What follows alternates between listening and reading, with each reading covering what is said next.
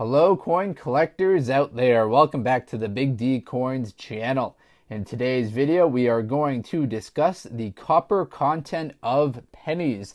Now I know a lot of you might think that's a rather boring subject, but maybe you'll reconsider when you hear that in 2017, August of 2017, at a heritage auction, a NGC graded Mint State 62 copper penny sold for, dated 1943, sold for $282,000. So that penny that sold for a lot of money in 2017 was a 1943 copper penny. The reason why that sold for a lot of money is because 1943 pennies should not have been made out of copper. Now you might not know that unless you watch this video or a related video and understand what years should have copper in them and what percentages they should be. So we'll focus primarily on the years 1983 and the years 1943. Because both of those pennies should have a altered metal composition to them because they switched up the metal content the previous year.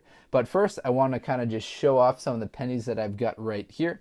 These all were collected through coin roll hunting. Now when you're looking through coin roll hunting, rolls of pennies, you often want to look for these steel pennies like you see right here.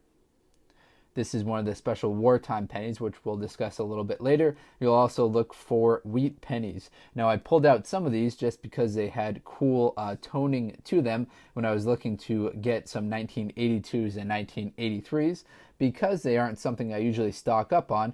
But when I make a nice informative video like this one right here, I need some of the more common dates like 1982 and 1983 so we can test them to see what their metal content is. So first I'm going to remove this row right here, and we'll just bring into light these ones right here, and we'll take a look at the toning of them, and then we'll get into the various metal content discussions. So we've got a classic wheat penny on the left right here. Check out how nice this one is given its age. You can see it's still got a lot of that red coloring to it. Now the key when you're looking at the toning of pennies is you want to have as much of the original red luster to it that you can. So this 1960 right here, check out how nice this is. This would be a very highly graded coin. Unfortunately, 1960, a more common year, so it might not fetch too much unless you get it greatly graded. Now this one right here, 1959, a little bit worse for the wear and tear. As you can see, got a very dark coloring to it. So it's pretty interesting that we can go from a 1960, like we see on the left right here, to a 1959. Just imagine the two different travels that these two coins have had. This one right here probably spent most of its life out of circulation. This one right here probably very worn out. A very dark 1959 Lincoln Memorial penny compared to a 1960 that definitely get that red designation to it. So we've got another 1968 right here. This one has some great coloring to it. It's got a little bit of gunk and a few scratches on it. Now we've got 2014. This one right here, it's got the shield reverse. If you're very new to coin collecting, the shield reverse started in 2010 after that special 2009 Lincoln penny series that came out. And then we've got the classic 1943, part of the wartime pennies. And now I'm going to slide into the screen, these ones right here. This is just a row of 1982 pennies. The year 1982 is a very common year with a very high production amount for the pennies. Now 1982 was a split year. They split the metal content between the two different types in the year 1982. So you can get one that's mostly copper and you can get one that's mostly zinc, and that's intended by the mint. So let's talk about the metal content of the United States pennies starting back in 1864. So 1864, that introduced the 95% copper, 5% tin and zinc penny. That was made all the way up until 1942. Then in 1942 through 1943 and into 1942 and 1943, just 1943, we had the steel penny. So just in 1943, sorry I messed that up a little bit, but I'm going to keep going. 1943, we had the zinc-coated steel penny. This is also known as the 1943 steel cent. Then from 1944 to 46, we had the 95% copper, 5% zinc. Then they reintroduced some of the tin into it from 1947 to 62. That was 95% copper. Then 62 to 81, that was still 95% copper, 5% zinc. And then the big switchover year occurred in 1982. So in 1982, we had both 95% copper, 5% zinc, as well as 97.5% zinc and 2.5% copper. Now, the reason for that, a lot of you already know, is to save money. So as far as the different weights of the coin go, the 95% copper, 5% zinc will weigh 3.11 grams. The 97% zinc, that will weigh 2.5 grams. So the mostly copper penny will weigh more than the mostly zinc penny. The mostly copper penny is 3.11 grams, the mostly zinc penny 2.5 grams. So coins made after 1982, so coins made from 1983 until the present, should weigh 2.5 grams. Now, the real money is if you find a 1983 copper penny. So PCGS has a nice little article about the 1983 copper penny, and I want to just take a little paragraph from that. It tells the tale of a guy named Billy Crawford who reported receiving some hard wrap rolls of cents from a bank teller with dates dated 1970s through 1980s. While sorting through these rolls, Mr. Crawford set aside 1983 cents to be weighed later.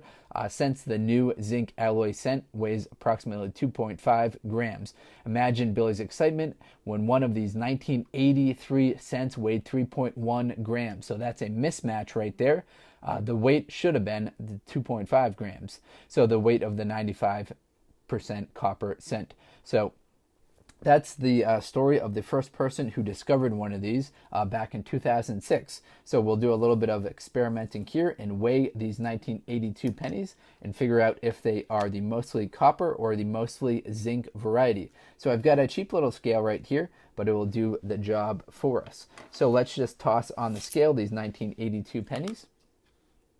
So we've got a mostly copper one right here, as it weighed close to 3.11 grams. Another copper penny. So this one right here, as we see, 1982, and you can tell a little bit by the toning of the coin, or just by looking at the coloring of the coin, but this is a mostly zinc penny, weighs 2.51 grams on my scale. We'll toss on another penny, 2.55, so that's another 1982 zinc penny, and we've got a 1982 right here. This is copper. Now, when the real excitement is with this one right here. So this is a 1983. So if this one weighs 3.11 grams, we've got a mismatch. And unfortunately, it doesn't. So this has the proper weight to it, which I weighed in advance, but want to share kind of the exercise you would go about to discover those pennies. Now, I also want to talk about these coins down here at the bottom, because it's hard to talk about copper and pennies without getting into the Canadian pennies. Now, the Canadian pennies held on to their copper for a little bit longer than the United States ones did, and they had a higher content of copper for most of the run of the coins. So we've got 1962, 75, 83, and a 2006 right here. Now, keep in mind the pennies for Canada ended in 2012. They completely got rid of the pennies. For most of the run up until 1996, they were 98% copper. So compare that to the 95% copper for United States pennies, which went up until 1982. The Canadian pennies kept their copper for an additional 14 years. Then in 1997, they switched over to a 98.4% zinc. Then in 2000, they switched over to a 94% steel, and then they eliminated the pennies in 2012. So that's why you might see people selling these pennies right here, the ones that are dated prior to 1997. So it'd be these three right here. You could see people selling these pennies on eBay for large, if they sometimes sell them in large like buckets, just based on their metal content. So the metal content of the mostly copper is worth more than the face value of the coin. So let me just say that again to clarify. The metal content of the coin is worth more than the face value of the coin, and that will apply to the 98% Canadian copper pennies. So those are 1996 and earlier, as well as the United States pennies, which are 1981 and earlier. So if you've got one of those, that will be worth slightly more, but it's only worth that if you can melt it down. So some of the doomsday preppers who anticipate that you'll one day be able to melt your coins down, those are the types of people that hang on to the mostly copper coins because they anticipate maybe one day you can melt them down, then you'll be able to sell them for a profit. But as of right now, you certainly can't melt them down and then try and repurpose them as they are US or Canadian currency.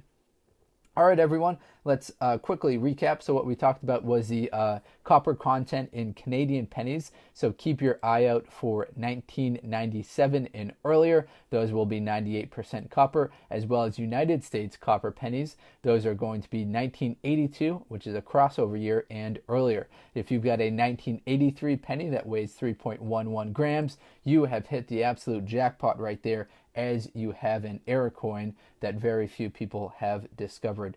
Thank you very much for watching. Best of luck coin collecting out there, and enjoy.